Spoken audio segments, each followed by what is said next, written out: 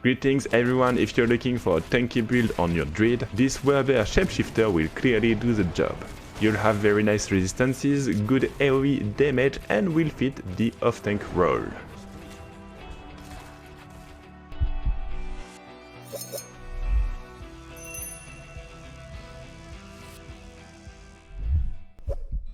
You'll be using Maul in order to generate Spirit and Pulverize as our main DPS skill. Then Trample will be quite useful for the mobility, or you can also consider it the Roar.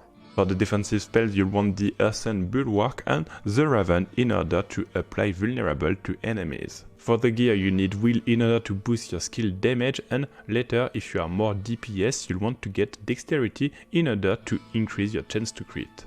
It's a physical build, that means that you want damage and physical damage boost. You can also take additional life in order to finish this build.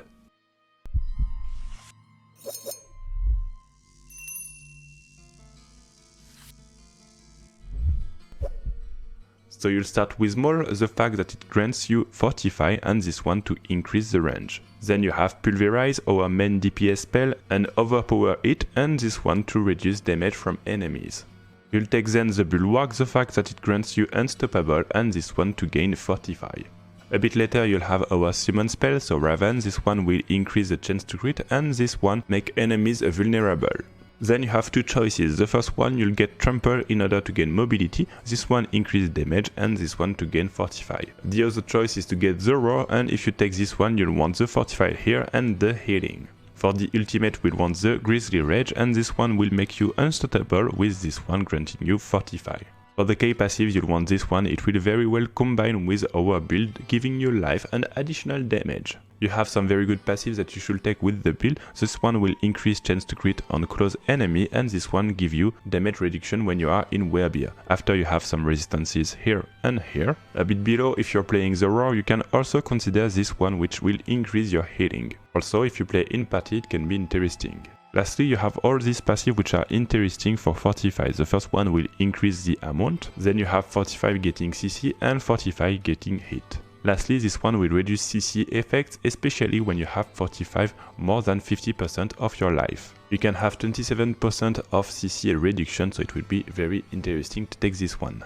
For the boons you want damage reduction from Elite, chance to crit, and cooldown reduction for your summons on critical hit. I'll let you enjoy this beer gameplay, and don't forget that you can play this build in solo or in a party.